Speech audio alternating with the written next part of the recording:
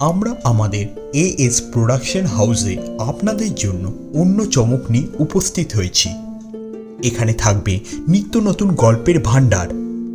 এই আসর প্রেমের ঐতিহাসিক রহস্য রোমাঞ্চ ভরা, গা ছমছম করা ভূতের জমজমাট গল্প নিয়ে মাতবে।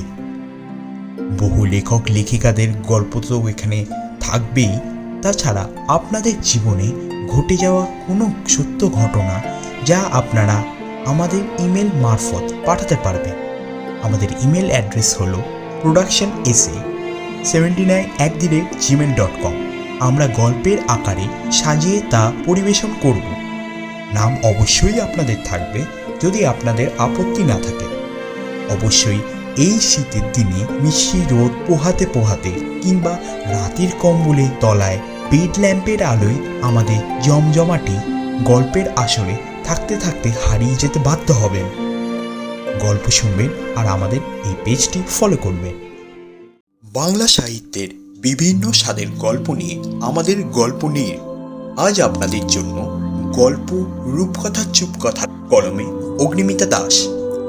এই গল্পটি সাতকাহন প্রকাশনীর প্রেমের গল্পগুচ্ছ সংকলন থেকে নেওয়া। অগ্নিমিতা দাসের জন্ম 1979 সালের 21শে মে শান্তিনিকেতনে। বিশ্বভারতী বিশ্ববিদ্যালয় থেকে স্নাতকোত্তর ডিগ্রি অর্জন করেন। শান্তিনিকেতনের নিবিড় সান্নিধ্যে বড় হয়ে ওঠা বলে ছোটবেলা থেকেই লেখালেখির অভ্যেস।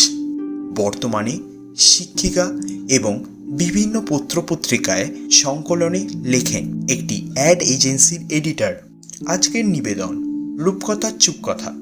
গল্পের সূত্রধর অগ্নিমিতা দাস, গল্প পাঠে ঐশী ঈশান, শরণ্যা মুখার্জি, শুভম গোস্বামী ও মঞ্জুষা গোস্বামী। শুরু হচ্ছে আজকের নিবেদন রূপকথা চুপকথা।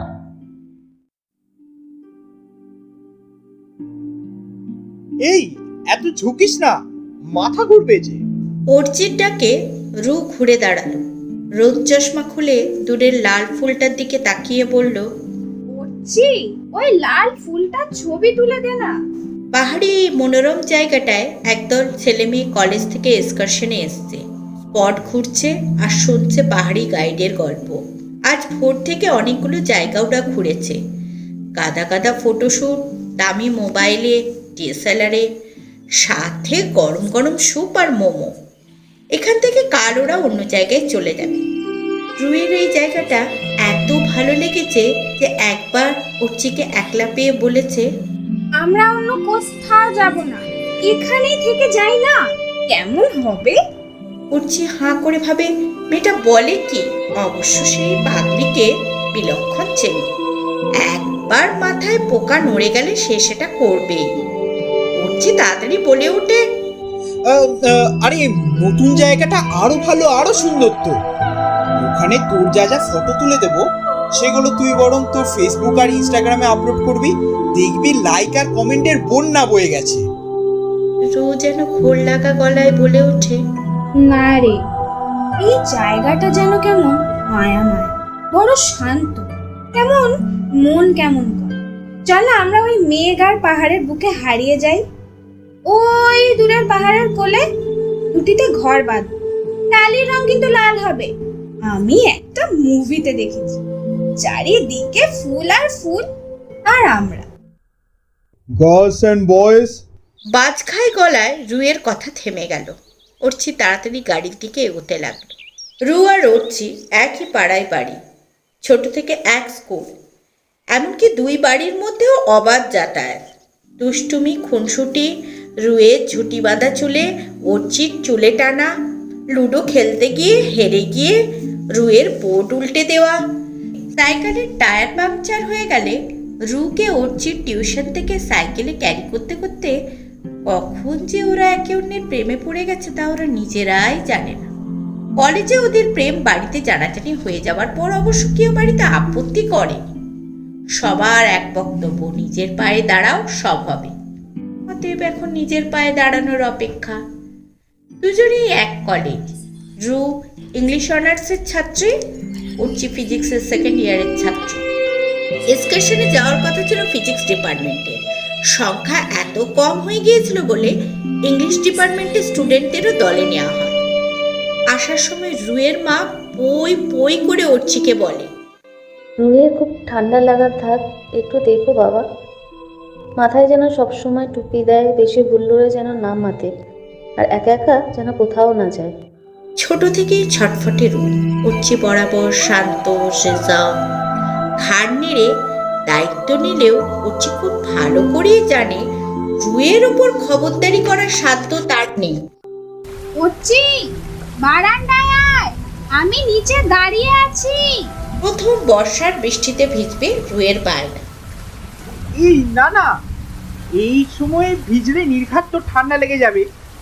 তোর যে আবার ঠান্ডা লাগার ধার। অর্চি যত বারণ করে রু নাছর বন্দা। রুয়ের জন্মদিনে ওর আবদারে ডিসেম্বরে অর্চিকে বাইক নিয়ে ছুটতে হতো আইসক্রিম পার্লারে।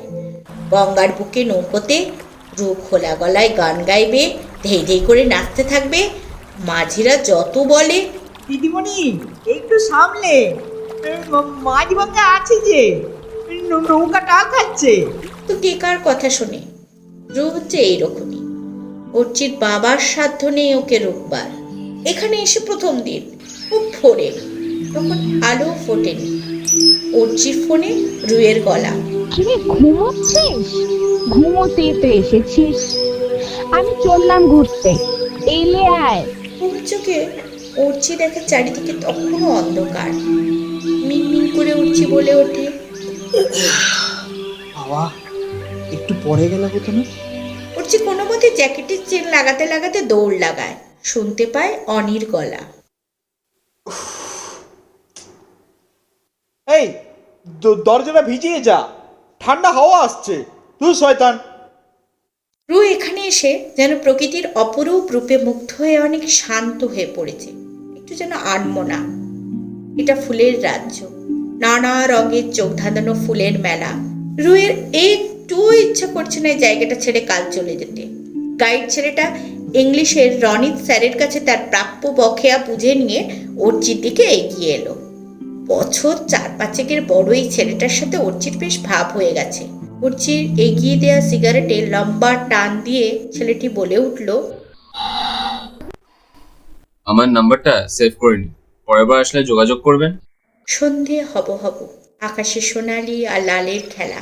কটেজের ঘেরা বারান্দায় সকলে গুটি গুটি পায়ে হাজির। কেউ বেতের চেয়ারে বসে শুভম গিটারে ঝংকার দিচ্ছে, অনি আর রিমলি ফুলের ছবি তুলতে ব্যস্ত। হঠাৎ ঝমঝমিয়ে বৃষ্টি নামলো। পাহাড়ি এলাকায় এরকমই হয়, এক্ষুনি শুকনো তো পরক্ষণই বৃষ্টি। বৃষ্টির সাথে চলতে থাকলো কনকনের ঠান্ডা হাওয়া। এখানে বনফায়ারের ব্যবস্থা আছে, সবাই সেটা জ্বালাতে ব্যস্ত হয়ে পড়লো। গাইডের আর যাওয়া হলো না। অগ্নিকুণ্ডের চারপাশে গোল করে সবাই বসে পড়লো। অন্ধকারের কাপা কাপা আগুনের শিখা সকলের মুখগুলোকে রহস্যময় করে তুলেছে। আনমনে শুভম গিটার বাজাচ্ছে আর রিয়া ট্রে হাতে সবার হাতে কফির মাগ আর পাকোড়া তুলে দিচ্ছিল। সারাদিনের ধকলের পর টিচাররা যে যার ঘরে রেস্ট নিতে ব্যস্ত, তাই সিগারেটে শুকটান দিতে দিতে পুলক বলে উঠল, জায়গাটা খুব রোমান্টিক না? ছেলেটা সবার দিকে তাকিয়ে বলল, এই জায়গাটার নাম আগে ছিল মায়া। এ নিয়ে স্থানীয় একটা পুরনো গল্পও আছে। তোমাদের শহর মানুষ এসব বিশ্বাস করবে না, রূপকথার গল্প এখন আর কেউ ভালোবাসে না। আমি ছোটবেলায় আমার দাদির কাছ থেকে গল্পটা শুনেছি। আগেকার মানুষেরা এসব গল্প বিশ্বাস করত। এখন এই অঞ্চলে এই গল্প কথা কেউ বিশ্বাস করে না, কেউ বলেও না। পর্ণা বলে উঠল, but I love fairy tales.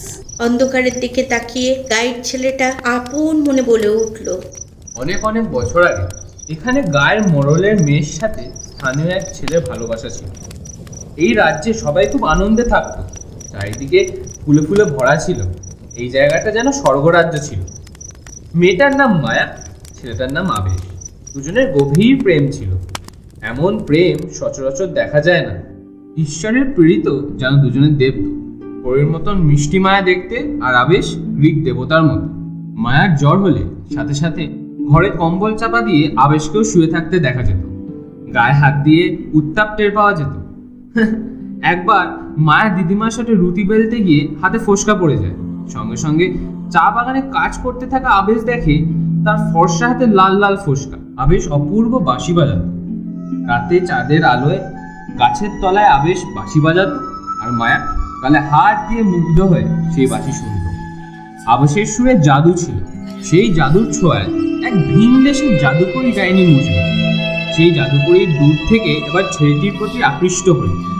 জাদুকরী সুন্দরী মেয়ের রূপ ধরে আবেশের সঙ্গে দেখা করল বাঁশি শেখার জন্য।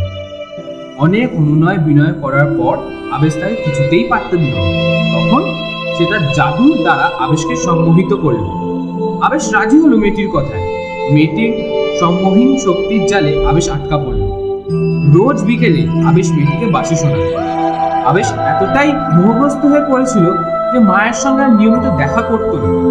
বিকেলে দেখা করার কথা বললেই প্রতিদিন নানা টালবাহানা করে আবেশ মায়াকে কাটিয়ে দিত। তারপর টুট পাহাড়ের একবারে উপরে বসে আবেশ বিকেল থেকে সন্ধ্যা অবধি জাদুকরীকে বাঁশি শোনাত। জাদুকরী জাদুর মায়ায় সেই বাঁশি ওরা দুজন ছাড়া কেউ শুনতে পেত না। তাই মায়া এই গোপন দেখা করার কথাও জানতে পারত। কিন্তু মনে মনে মায়া বুঝতে পারত আবেশ তাকে কিছু একটা লুকাচ্ছে। তাদের সম্পর্ক আর আগের মতো নেই। কোথাও যেন সব সুরতাল কেটে গেছে। আবেশ আর তার সঙ্গে নিয়মিত দেখা করে না। প্রশ্ন করলে দায়সারা গোছর উত্তর দেয়। সে যেন মায়াকে এড়িয়ে চলছে, এটা সে মনে মনে অনুভব করে। কিন্তু বলি বলি করে আবেশকে বলে উঠতে পারত না। এইভাবেই চলছিল দিন। জাদুকরী তো আবেশকে তার বশে আনতে চায়, কিন্তু সেইভাবে তাকে কাছে আনতে পারছে না। জাদুকরী এক সন্ধ্যায় আর থাকতে না পেরে আবেশের সাথে ঘনিষ্ঠ হওয়ার চেষ্টা করে। আবেশও মোহগ্রস্তের মতো তার বাহুবন্ধনে ধরা দেয়। হঠাৎ ওর নজরে পড়ে মায়ার দেওয়া হাতে থাকা আংটির ওপর। নিজেকে খুব অপরাধী মনে হয়। ভাবছে, ছি ছি, সে কি করছে। আবেশ ধর্মর করে উঠে জাদুকরীকে বুক থেকে দূরে সরিয়ে দেয়। প্রচন্ড রাগে জাদুকরী ফুঁসতে থাকে। এবার সরাসরি আবেশকে প্রেমের প্রস্তাব দেয়। আবেশ আস্তে আস্তে বুঝতে পেরেছিল যে মেয়েটির ছাড়া কোনো জাদু আছে। তাই সে সেদিন মেয়েটির চোখের দিকে না তাকিয়ে উত্তর দেয়, আমি মায়া ছাড়া আর কারো কথা শুধু এই জীবনেই নয়, জন্ম জন্মান্তরেও ভাবতে পারবো না। এই কথাটা বলাই আবেশের কাজ হলো। জাদুকরী রাগে ফেটে পড়ে আবেশকে পাহাড় বানিয়ে দিল।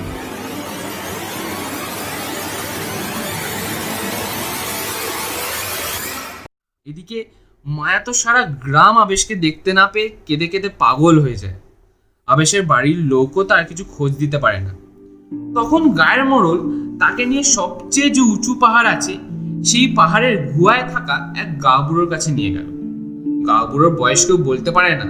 এই গাঁবুড়োর অনেক ক্ষমতা। গুহার মধ্যে সাধনা করে 3 দিন 3 রাত। গায়ের মোড়ল মায়াকে নিয়ে গুহার বাইরে ঠান্ডায় বসে থাকলো। গাঁবুড়ো তারপর গুহা থেকে বেরিয়ে এসে তাদের সব কথা শুনল। তিনি ধ্যান করে জানতে পারলেন সমস্ত ঘটনা। মায়া তার পায়ে কেঁদে লুটিয়ে পড়ে বলে, আমায় মেরে ফেলুন, না হলে আমাকেও পাহাড় বানিয়ে দিন। গাঁবুড়ো বলল, জাদুকরীর জাদু শক্তির কাছে আমি কিছুই করে উঠতে পারবো না। তবে তোর যদি প্রেম সত্যি হয় তাহলে নিশ্চয়ই কিছু হবে। শীত, গ্রীষ্ম, বর্ষা, বসন্ত, এইভাবেই বছরের পর বছর মায়া গুহার বাইরে তপস্যা করতে লাগলো। শেষে গাঁবুড়ো সন্তুষ্ট হয়ে বলে ওঠে, বেটি, তোর প্রেমের কাছে সব মিথ্যা। ঈশ্বর স্বয়ং তো সহায়। তোকে আমি মেঘ বানিয়ে দেব। তুই মেঘ হয়ে উড়ে উড়ে তোর পাহাড়কে খুঁজবি। তুই যদি সত্যিই তোর পাহাড় রূপী আবেশকে চিনতে পারিস, তখনই তুই তোর প্রেমকে খুঁজে পাবি। কিন্তু মানুষ হয়ে নয়, সে ক্ষমতা আমার নেই। তাই যখনই বৃষ্টি নামতো তখনই গ্রামের সবাই ভাবতো বুঝি মেঘ আর পাহাড়ের মিলন হয়েছে, আর দুজনের মিলন কান্ন হয়ে ঝরে পড়েছে। পরে গাঁবুড়ো অনেক সাধনা করে যাতে আবেশ আর মায়া এই অভিশাপ থেকে মুক্তি পায়। গাঁবুড়ো মোড়লকে বলে, ঈশ্বরের দয়ায় দুজনেই মুক্তি পেয়ে মানুষের জন্ম নেবে। কিন্তু কিন্তু তোরা কেউ দেখতে পাবি না, কেউ দেখতে পাবি না। অনেক অনেক বছর পর একদিন না একদিন এদের দুজনের পা এখানে পড়বে। তাই আমার দাদির সময় সবাই বিশ্বাস করতো একদিন না একদিন সেই প্রেমী যুগল এখানে আসবে। অনেক রাত হয়ে গেছে, গাইড ছেলেটা অনেকক্ষণ চলে গেছে। নিবু নিবু আগুনের পাশে পড়ে থাকা ইতস্তত ছড়ানো কফির মাগ, প্লেট, সবাই যে যার ঘরে প্যাকিং করতে ব্যস্ত, কারণ কাল ভোরে বেরোনো।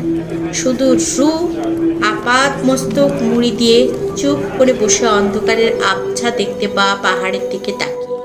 অর্চি রুকে ঘরে দেখতে না পেয়ে এসে দেখে এই কনকনে ঠান্ডায় রু বারান্দায় বসে। ওর কাছে আসতেই চমকে উঠে রু গাঢ় স্বরে বলে উঠল, আমায় ছেড়ে কোথাও চলে যাবি না তো অর্চি? আর আমাকে আর কেউ কোনোদিন আলাদা করতে পারে? কোনো শক্তি না, স্বয়ং ঈশ্বরও না। আবেগে রুয়ের ঠোঁট দুটো কাঁপতে লাগলো। অর্চি রুকে জড়িয়ে বুকের ভেতর নিয়ে তার ঠোঁটের উপরের বাদামি তিলে চুমু এঁকে দিল। মুহূর্তেই কনকনে শীতে কাঁপতে থাকা অর্চির সব ঠান্ডা উধাও। উষ্ণতার পরশে দুটো শরীর দুটো মন এক হতে লাগলো। এই ভালোবাসার রাজ্যে আর কেউ কোনোদিন এদের আলাদা করতে পারবে না।